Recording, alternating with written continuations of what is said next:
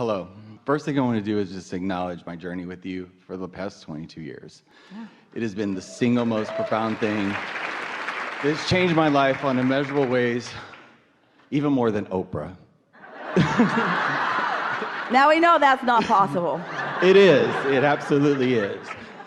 And I was here in Chicago 4 years ago, and I just manifested all this money and bought my dream car, and I took my entire salon up here. Had this amazing experience, and I lost everything. I went through this, yes, it was the best thing that ever happened to me. It was hell going through it, but... You didn't lose your vibration. I did not lose my vibration. Which is everything. In other words, all that other stuff... But I lost the stuff. Oh, good, something else to create. Exactly. Because a lot of times the stuff that you've got hinders the stuff that's coming. It did. I was so scared of losing it. Yeah. Yeah. Your vortex has really improved since you gathered all that crap. It did. It did. It did. And about 2 months ago, like I can't live on the planet anymore unless I meditate. Like I just can't, it freaks me out. I have to meditate in order to say that in a different way. Okay. I do better when I come into alignment first, because when I proceed into my day in the receptive mode, I have a much better day. Yes, that's how it goes. And I love it now, and I'm embracing it now. Not something that I do, it's just something that I enjoy. Getting into alignment before, because now I'm a real estate agent, which I never thought would ever happen in a million years, but I absolutely love it because it's like unlimited. It matches who I am now. Yeah. 2 months ago, I was at meditation, and you came to me, and you said, come see me today. And you gave me the day, and you told me where I was at, and I go online, and sure enough, you're here. And I'm here, and we're supposed to have this amazing conversation. We want to have a conversation because we can't use you as an advertisement when you say, hey, Abraham, I've been with you for 22 years, and I've lost everything. But the good news is... So ordinarily, we wouldn't sell you a ticket.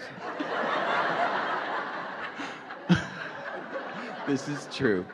The reality is I've been having this insane path or sane synchronicities that are absolutely blowing my mind about... Are you telling us that thoughts are turning to things? Yes. All right, do you have anything else you want to talk about that's not boring and normal? No. We'll hear you. I know. I just recognized this thing, and it almost looks like a V. And I had it, like everything is almost exact. Like I went to the bottom, I'm doing everything on a completely different level now. And Jerry was a financial counselor for many years. He was helping people figure things like that out. And one of the first things he asked us when years later he began visiting with us is, hey, Abraham, why is it that people so often need to go all the way to the bottom before they start bouncing up? He said they always do. They always begin bouncing back. But why do they have to go so low? He said first it's the boat, and then it's the second car, and then it's this, and then it's this, and then it's this. And it's like the slide continues to go down until it's all gone. Why is that? And we told him years ago what you just told us that you recognized. It's the attention to what you're losing that holds you in that vibrational place that makes that the reality that you are carving out. Doesn't have to be that way. You could slide a little and take the bounce from it right then. But so many people are pressing so hard against what they do not want that they're letting that be the basis of their vibrational offering and therefore their vibrational point of attraction. And so at any point that you take the bounce and turn around, you can expect that things will go way, way better, because during all of that contrasting time, first of all, you've put so much more in the vortex. The momentum of the vortex is so much stronger.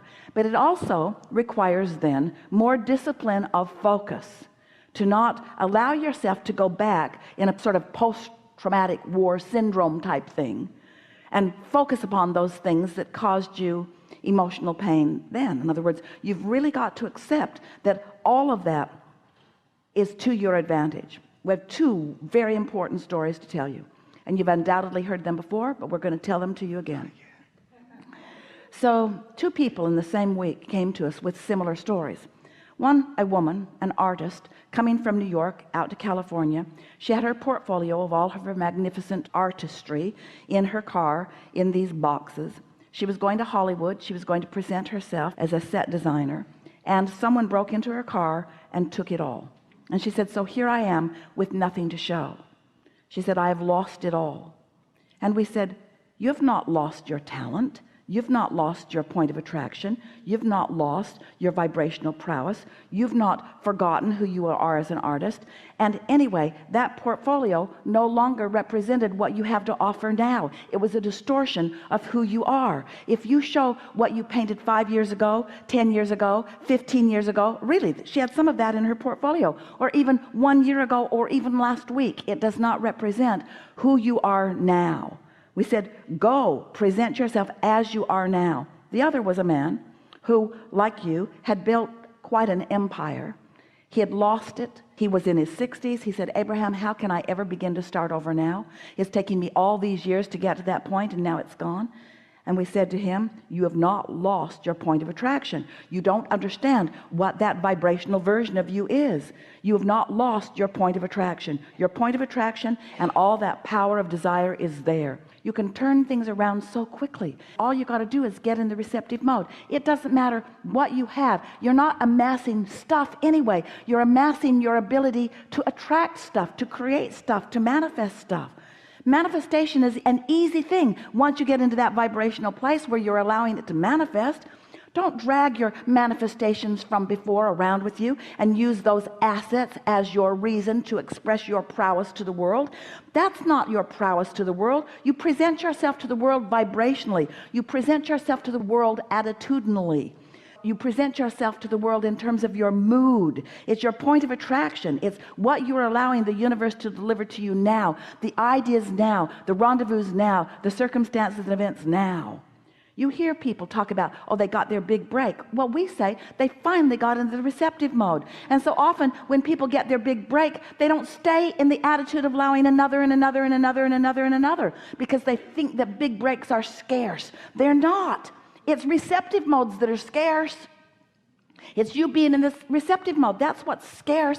That's why when somebody finally figures it out and they become masters, you want to say, oh, well, they're a master because they struggled and they did all this and they dragged their body through all of this and they've lived all of these years and they did all of those things. And we say, maybe they did do all of that, and maybe it took some of that for them to get into the receptive mode. But it's the receptive mode that you are witnessing, not they're dragging their assets around. Assets, their assets around. It's not they're dragging their assets around. That's not what it is. And so it doesn't matter. We love it when you've had an experience where you've taken a big bounce. We love it when contrast has put strong desires in your vortex.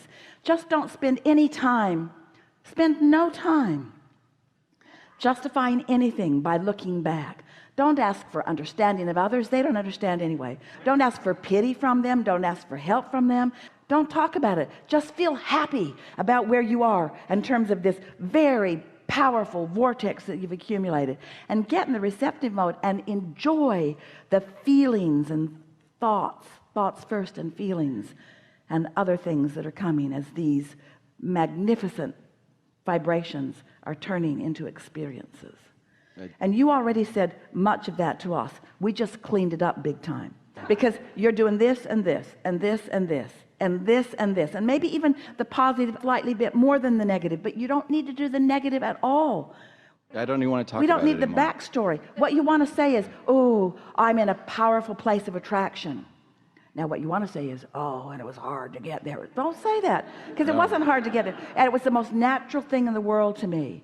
And standing where I stand, I can see so clearly why I'm standing where I am. I feel more vital and alive than I've ever felt in my life. I can feel that things are really working out well for me. I can feel that the universe has my back and that source energy is with me. I can feel that things are all lined up.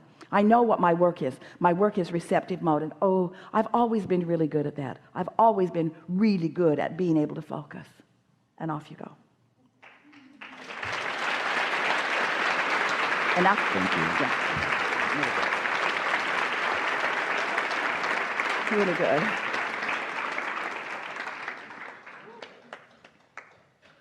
So I come here today. I've read nothing about you. I've never seen your videos. I've never seen you in person. I didn't really even look you up online other than to find out how to get here. And I came here by a woman who said you have to go see Abraham Hicks because you get it. Krista sent me here. And Thanks a lot, Krista.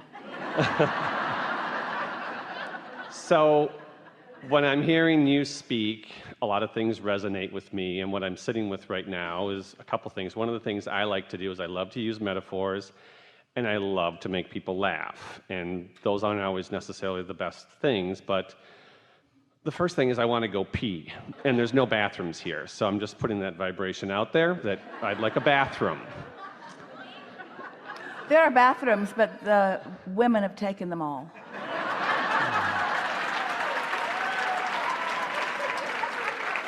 Because women are more powerful, Yes. more peaceful. So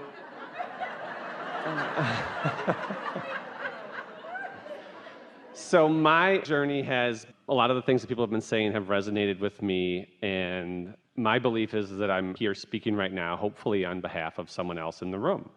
Speaking on behalf of most of the world who is doing all right, who feels resonance with what the source within them knows, who stumbles upon it occasionally, recognizes it when they do, does not focus seriously in order to stay there usually, but has managed to hold themselves in a close enough vibrational frequency to their own desire that they're beginning to translate some vibration into things by rendezvousing with someone who says to them, there is something of value for you here that might take you into a little more deliberate creation of a purposeful life.